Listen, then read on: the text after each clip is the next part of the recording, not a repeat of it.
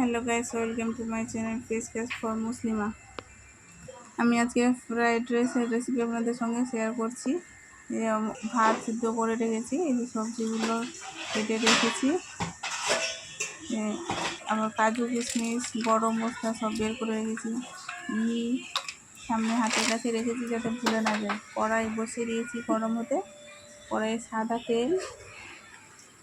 সাদা তেল পরিমাণ মতো, আর কিছুটা পরিমাণ মতো ঘি দিয়ে দিলাম। এই যে গোবর্ধন ঘিটা, যেটা আমরা বাড়িতে এখন সবসময়ের জন্য ইউজ করি। সবজিগুলো ভেজে নিচ্ছি। এখানে আমি একটু কথা বলে নিই, একটু মিষ্টি হয়ে গেছে। যে গরম মশলাটা দিতাম, তেজপাতা দিতাম, ওগুলো একটু ভুলে গিয়েছিলাম, ওই জন্য পরে আমি সবগুলো দিয়ে দিয়েছি। আবার এই সবজিগুলোর মধ্যে সব গাজর, বিনস, ক্যাপসিকাম কেটে রয়েছে। গাজর আর বিনসটা ভালোভাবে ভেজে নিব। তারপরে ওই যে মনে পড়ে যে গরম মশলাটা দিতে ভুলে গেছি, গরম মশলাটা দিয়ে দিলাম। দিয়ে কিছুক্ষণ ভাজা করে নিচ্ছি। এই যে তেজপাতাটাও দিয়ে দিলাম, ভুলে গেছিলাম যেহেতু প্রথমে আবার তেলের মধ্যে দিতে। এর মধ্যে তেজপাতা দেওয়ার পরে একটু লবণ দিয়ে দিলাম। লবণটা ভালোভাবে সবজির সঙ্গে মিশিয়ে যাবে, একটু সবজিটা সেদ্ধ হয়ে যাবে। তারপর আমি ক্যাপসিকাম দিয়ে দিলাম। এরকম সবজি আরও ক্যাপসিকামটা দিব। এবার কেমন লাগছে আপনারাই বলবেন। ক্যাপসিকামটা কেটে রেখেছি, ক্যাপসিকাম দিয়ে দিলাম। এই যে ক্যাপসিকামটা দিয়ে দিলাম, নাড়াচাড়া করছি। মিক্সিংটা ভালোভাবে না করলে হয় না। এবার কাজু কিশমিশটা দিয়ে দিব। এই যে কিশমিশটা দিচ্ছি। কিশমিশটা দেওয়ার পরে কাজু দিয়ে দিলাম,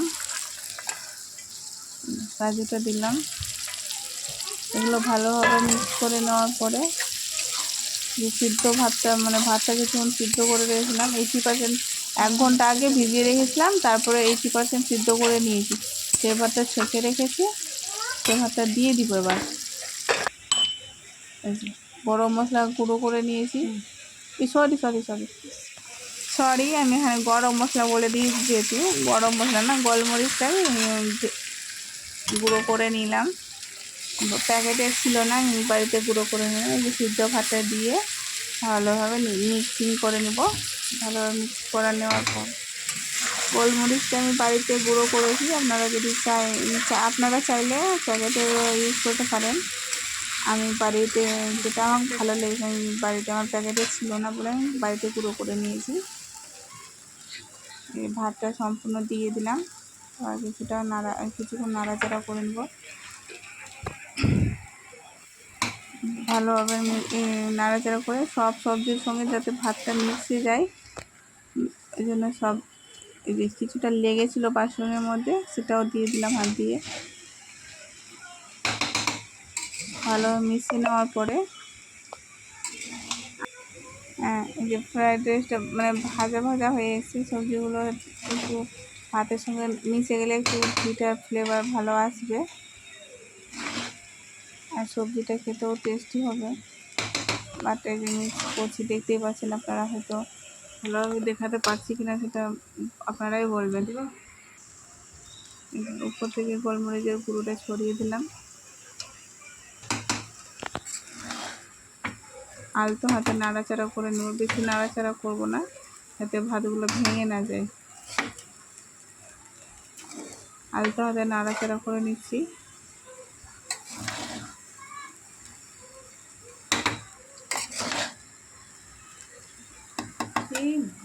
কিছুক্ষণ নাড়াচাড়া করে নেওয়ার পরে সামান্য পরিমাণে চিনি দিয়ে দেবো। কিছুক্ষণ নাড়াচাড়া করে নেওয়ার পরে চিনিটা দিতে, যেহেতু সবজির মধ্যে ভুলে গেছিলাম, চিনিটা দিয়ে দিব। বেশি হয়ে যাবে।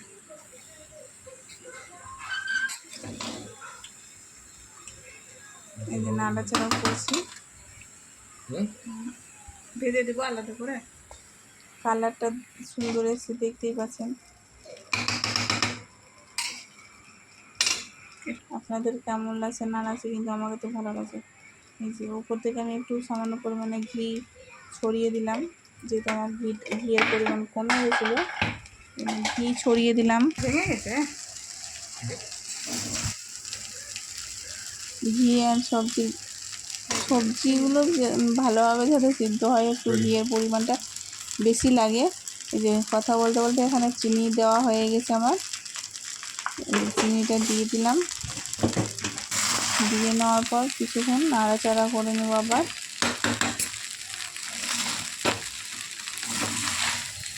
মিক্স করা হয়ে গেল, মিক্স করছি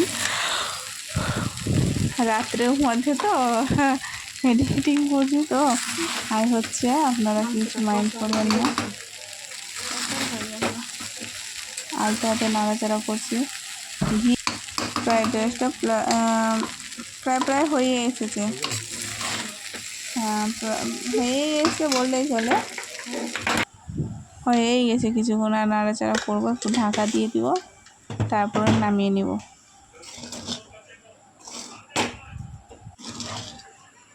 আমি ঢাকা দিয়েছি, কিন্তু আপনাদের সঙ্গে ওটা দেখাতে ভুলে গেছি, তাই ভাববেন নাকি ঢাকা দিইনি। এবারে একটু দেখিয়ে দিলাম।